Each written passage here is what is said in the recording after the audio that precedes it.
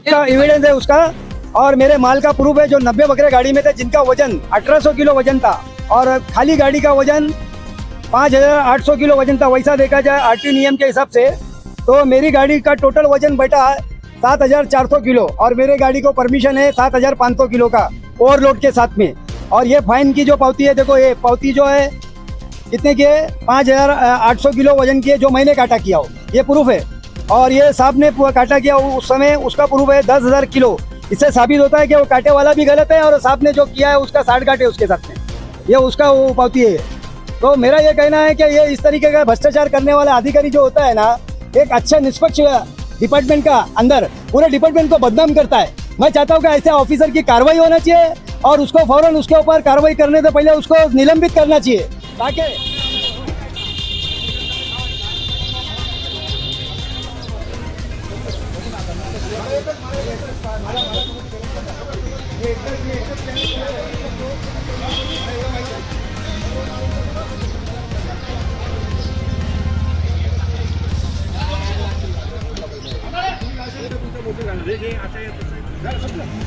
चांगलं बोलताय, जा ना जरा, एक बाईट द्या ना. ए भाई, इमान भाई. निकाल तो एका माणसाला.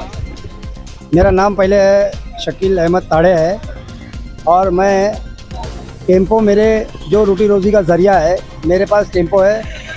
उस टेम्पो को आज मैं करीब 35 साल से ज़्यादा मैं अपनी पेट का ज़रिया बनाए रखा और 35 साल में मेरे साथ कभी भी कोई भी विभाग ने भेदभाव ना किया है, ना मुझे कभी तकलीफ़ हुई है, ना मेरे कोई काम में अड़चन डाला है। 35 साल के बाद में मेरी आज एक टेम्पो के ऊपर एक अधिकारी ने झूठा फाइन मारा 26,000 रुपये का और उसने मुझे फाइन मारकर डरा डाला है, जिसके वजह से मैं इंसाफ मांगने के लिए वडाला आरटीओ में आया हूँ।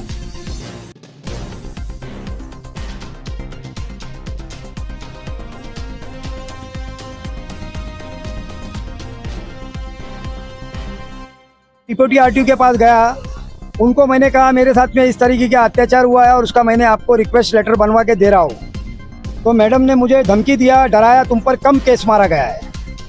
और मेरी उम्र से मैडम करीब 20 साल छोटी है, मेरे बच्चे की उम्र के बराबर की वो पद पे बैठी हुई मैडम ने मुझे खड़ा रखा, बैठने भी नहीं कहा। आप ऐसे क्या चीज़ लेके आ रहे थे आपके उसमें गाड़ी में और किस चीज़ की गाड़ी थी जिस वजह से आपको इतना फाइन मारा गया? क्योंकि ये फाइन जो है आप बता रहे फाइन ऐसे नहीं मारा होगा, उसका वजन किया गया, तो वजन का आपने करवाया किसका? जी हाँ, मैंने है ना, मेरी गाड़ी भांडुप में पकड़े गई। जो ऑफिसर ने, उसका नाम है अविनाश मराठी नाम का एक ऑफिसर है जो वडाला आरटीओ का इंस्पेक्टर है। उसने मुझको मेरी गाड़ी को लेके गया कांटे के ऊपर और उसको उसने फ़ाइन मारा, जिसपे कांटे पे बताया कि 2.5 टन ज़्यादा लोड होने का 26,000 रुपया फ़ाइन मारते हैं हम तुमको। मैंने फ़ौरन आकर वो मेरी गाड़ी को दूसरे कांटे पे ले गया जो कुरला में काटा है। मेरी गाड़ी का वहाँ वज़न किया, 6 टन बताया गया, जिससे मालूम पड़ता है कि जो ऑफिसर ने जहाँ जो कांटे पे उसका लोड वजन किया है वो कांटे वाले का और वो ऑफिसर के साथ में तालमेल, कुछ लेन देन अंदर से उनका साठ घाट है उनका अंदर से, ऐसा मेरा मानना है।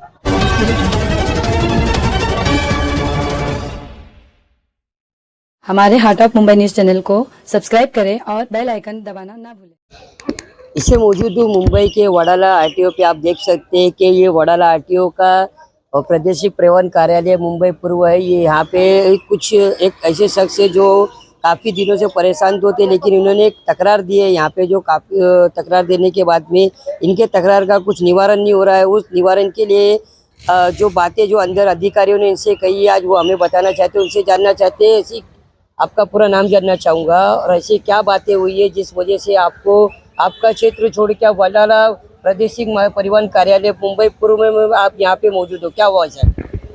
मेरा नाम पहले शकील अहमद ताड़े है और मैं टेम्पो, मेरे जो रोटी रोज़ी का ज़रिया है, मेरे पास टेम्पो है। उस टेम्पो को आज मैं करीब 35 साल से ज़्यादा मैं अपनी पेट का ज़रिया बनाए रखा और 35 साल में मेरे साथ कभी भी कोई भी विभाग ने भेदभाव ना किया है, ना मुझे कभी तकलीफ़ हुई है, ना मेरे कोई काम में अड़चन डाला है। 35 साल के बाद में मेरी आज एक टेम्पो के ऊपर एक अधिकारी ने झूठा फाइन मारा 26,000 रुपये का और उसने मुझे फाइन मारकर डरा डाला है, जिसके वजह से मैं इंसाफ मांगने के लिए वडाला आरटीओ में आया हूँ। वडाला आरटीओ के आरटीओ साहब मुझे मिले नहीं। फिर मैं डिप्टी आरटीओ के पास गया, उनको मैंने कहा मेरे साथ में इस तरीके का अत्याचार हुआ है और उसका मैंने आपको रिक्वेस्ट लेटर बनवा के दे रहा हूँ। तो मैडम ने मुझे धमकी दिया, डराया, तुम पर कम केस मारा गया है। और मेरी उम्र से मैडम करीब 20 साल छोटी है, मेरे बच्चे की उम्र के बराबर की वो पद पे बैठी हुई मैडम ने मुझे खड़ा रखा, बैठने भी नहीं कहा। जो हक बनता है कि वो लोक सेवक है, यानी जनता के सेवक है, जनता की सहायता करने के लिए एक डिपार्टमेंट है, पब्लिक का डिपार्टमेंट है, वो हमारे नौकर है, हम उसके सेठ है। और हमारे साथ में इस तरीका बिहेव किया है उनके ऑफिस में कि मुझे कोई आश्वासन नहीं दिया, कोई ऐसा ये नहीं कहा कि भाई तुम्हारा जो भी हुआ है तुम पर अत्याचार, हम इसकी तो तपास करते हैं और तुम्हारे साथ में जो भी अत्याचार हुआ है वो ऑफिसर को बुला के उसने पूछा नहीं। मुझे इस बात का अफसोस है कि इतनी बड़ी पद पर ये ऐसी महिला क्यों बिठाई गई है कि जो इंसानियत नहीं है, जिसके पास कोई तकरार लेके आता है उसकी तकरार का कोई निवारण नहीं करती है, उल्टा उसको डराती है। मुझे अफसोस है ऐसी पद पर बैठी हुई ऑफिसर का। आप कह रहे हैं कि आपको फाइन मारा गया, लगभग आप 24 हज़ार जो बता रहे हो या 14,000 जो एक्सपर्ट, आप ऐसे क्या चीज़ लेके आ रहे थे आपके उसमें गाड़ी में, और किस चीज़ की गाड़ी थी जिस वजह से आपको इतना फाइन मारा गया? क्योंकि ये फाइन जो है आप बता रहे फाइन ऐसे नहीं मारा होगा, उसका वजन किया गया तो वजन का आपने करवाया किसका? जी हाँ, मैंने है ना, मेरी गाड़ी भांडुप में पकड़े गई। जो ऑफिसर ने, उसका नाम है अविनाश मराठे नाम का एक ऑफिसर है जो वडाला आरटीओ का इंस्पेक्टर है। उसने मुझको मेरी गाड़ी को लेके गया कांटे के ऊपर और उसने फाइन मारा, जिस पे कांटे पे बताया कि 2.5 टन ज़्यादा लोड होने का 26,000 रुपया फाइन मारते हैं हम तुमको। मैंने फ़ौरन आकर वो मेरी गाड़ी को दूसरे कांटे पे ले गया जो कुर्ला में काटा है। मेरी गाड़ी का वहाँ वज़न किया, 6 टन बताया गया, जिससे मालूम पड़ता है कि जो ऑफिसर ने जहाँ जो कांटे पे उसका लोड वजन किया है वो कांटे वाले का और वो ऑफिसर के साथ में तालमेल, कुछ लेन देन अंदर से उनका साठ-गांठ है उनका अंदर से, ऐसा मेरा मानना है। क्योंकि मेरे पास उसका एविडेंस है उसका, और मेरे माल का प्रूफ है। जो 90 बकरे गाड़ी में थे जिनका वजन 1800 किलो वजन था और खाली गाड़ी का वजन 5,800 किलो वजन था। वैसा देखा जाए आरटीओ नियम के हिसाब से तो मेरी गाड़ी का टोटल वजन बैठा 7,400 किलो और मेरे गाड़ी को परमिशन है 7,500 किलो का ओवरलोड के साथ में। और ये फाइन की जो पावती है, देखो ये पावती जो है कितने की है, 5,800 किलो वजन की है, जो मैंने काटा किया हो, ये प्रूफ है। और ये साहब ने काटा किया उस समय, उसका प्रूफ है 10,000 किलो। इससे साबित होता है कि वो कांटे वाला भी गलत है और साहब ने जो किया है उसका साठ-गांठ है उसके साथ में, ये उसका वो पावती है। तो मेरा ये कहना है कि ये इस तरीके का भ्रष्टाचार करने वाला अधिकारी जो होता है ना, एक अच्छे निष्पक्ष डिपार्टमेंट का अंदर पूरे डिपार्टमेंट को बदनाम करता है। मैं चाहता हूँ कि ऐसे ऑफिसर की कार्रवाई होना चाहिए और उसको फौरन उसके ऊपर कार्रवाई करने से पहले उसको निलंबित करना चाहिए, ताकि इस तरीके का लोगों का विश्वास पुलिस विभाग से कम ना होवे।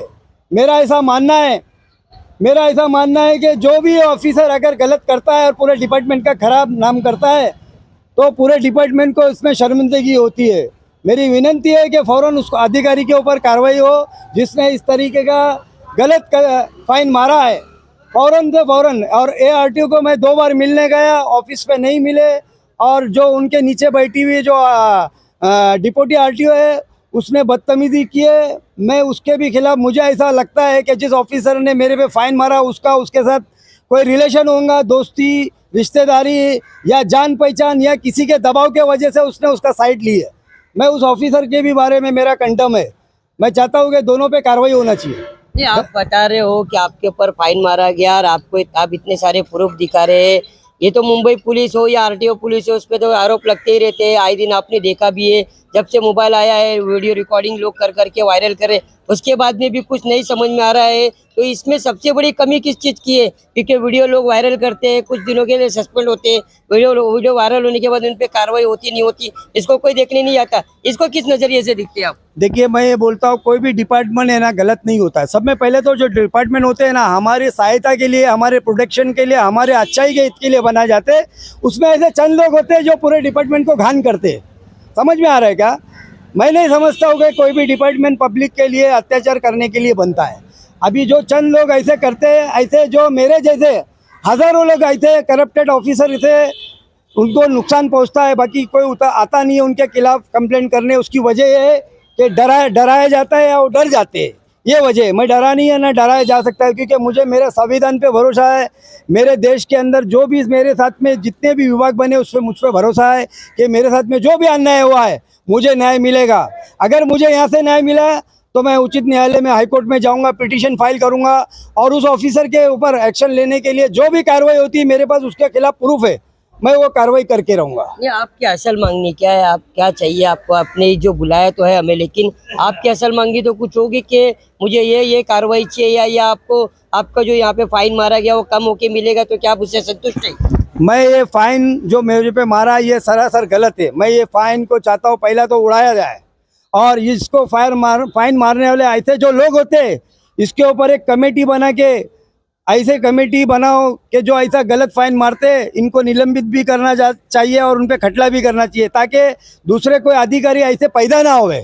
मेरा ऐसा मानना है, क्योंकि जो अच्छे हो डिपार्टमेंट, आरटीओ एक अच्छा डिपार्टमेंट है। 35 साल में मेरी गाड़ियों पे कभी तकलीफ नहीं दिया है, मैं इसका खुद गवाह हूँ।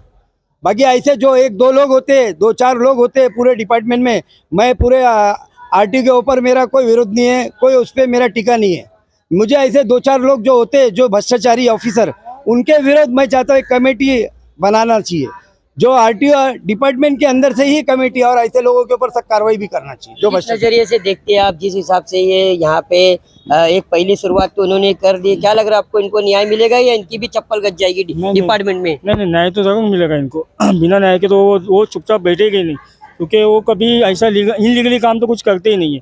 उनके पास सब कामों का हिसाब एक्ट टू लिखित रहता है, तो मेरे को तो लगता है वो न्याय मिल के रहेगा उनको। इस तरीके से ये आज एक विषय को लेके यहाँ पे ये अब आरटीओ कार्यालय में आए यहाँ पे, आपको क्या लग रहा है कि इनको न्याय मिलेगा या फिर आगे क्या होने वाला है? सब क्या लग रहा है? इनको इनका कागज पत्र लेके कचरे के डब्बे में डाल दिया जाएगा, इनको कोई न्याय नहीं मिलेगा। देखो यह आदमी है ना, एक ड्राइवर है या एक धनी है, बराबर है। इसने धनी है 1-1 करोड़ रुपया कर्जा लिया होगा, अपना घर दार बेच के तो गाड़ी नहीं लिया होगा। ये सोचता कि मैं 100-200 रुपया कमा के मेरा बाल बच्चे का गुजारा करूं। और जो अधिकारी ने इसको पकड़ा है वो क्या चाहता है, हमको चाहिए कुछ तो, हमको कुछ दो, नहीं तो हम कानून दिखाएंगे। अभी कानून के बारे में कागज उनके पास है, कानून का पेन उनके पास है, हम क्या कर सकते हैं इसके लिए बताओ ना। और हम लोग क्या है, 10 लोग है, 20 लोग है, उनका पूरा संगठन है, उनका पूरा कंपनी है, वो पूरी कंपनी मिलके आपसे झगड़ा कर रही है, आपकी लड़ाई कर रही है। आप कोर्ट में चक्कर मार मार के आप मर जाओगे। ऐसे आप कितनी वीडियो देखे होंगे मोबाइल में, जो आदमी 100 रुपये के फाइन के लिए 48 साल कोर्ट में रहा है, कितना 39 साल, उसको फिर भी न्याय नहीं मिला, वो बेचारा आखिर में मर गया। ये भी लोग न्यायपालिका पे भरोसा करते हैं कि इतना एक दिन तो मिलेगा। बरोबर है। अभी आपको समझो कैंसर हो गया, बरोबर है, आप मार के लेंगे, बरोबर है, भाई मार ले, बचने दे मुझे। और वैसा हमारी परिस्थिति है, हमको पकड़े ना तो हमको अभी मजबूर है, क्या करेंगे, कहाँ जाओ। तो हम लोग फिर किसका ना किसका दरवाजा खटखटाते, भाई मुझे कुछ दे दे, मदद कर यार। ऐसे करके हमारा जिंदगी खत्म होते होते खत्म हो जाते।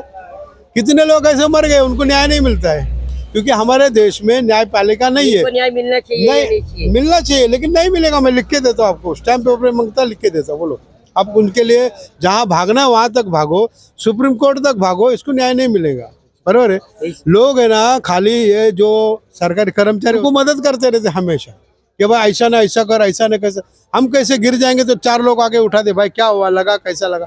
वैसे उन लोग खुद मदद करते, पढ़े लिखे लोग। और एक दुनिया में एक पढ़ा लिखा आदमी रोज 3 लोगों को उल्लू बनाता है।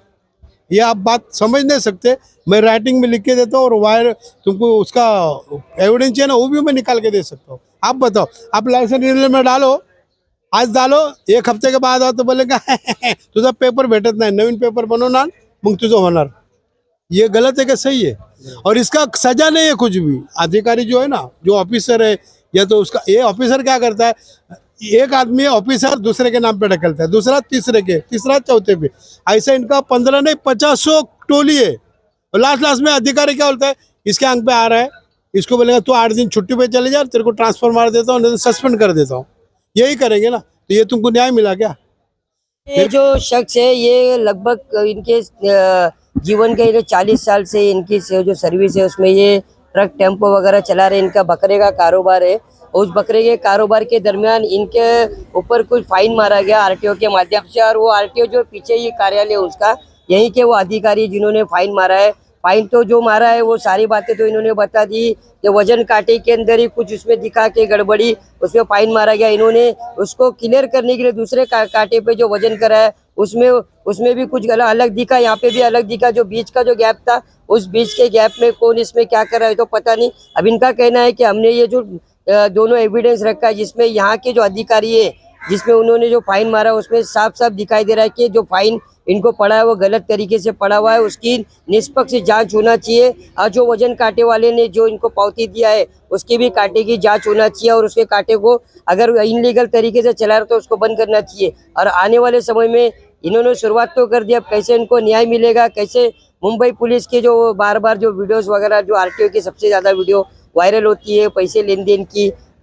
उसके बाद में भी कुछ समझ में नहीं आ रहा। वैसे ऐसे अधिकारी जो रोड पे अपने गाड़ियां वगैरह चलाते हैं, जो लीगल तरीके से जो सारे प्रूफ रख के, और उनको इन ऐसे बड़े पैमाने पे फाइन मारा जा रहा है, जिसके वजह से उनको ऐसे जनसंपर्क कार्यालय का इनको दरवाजा खटखटाना पड़ रहा है, लेकिन वहाँ से भी इनको न्याय नहीं मिल रहा है। इनसे बदतमीजी से बात की जा रही है। एक सीनियर सिटीजन है ऐसा बताया गया है, अधिकारी इनसे सही तरीके से बात भी नहीं करते। इस वजह से आज इन्होंने हमें बुलाया।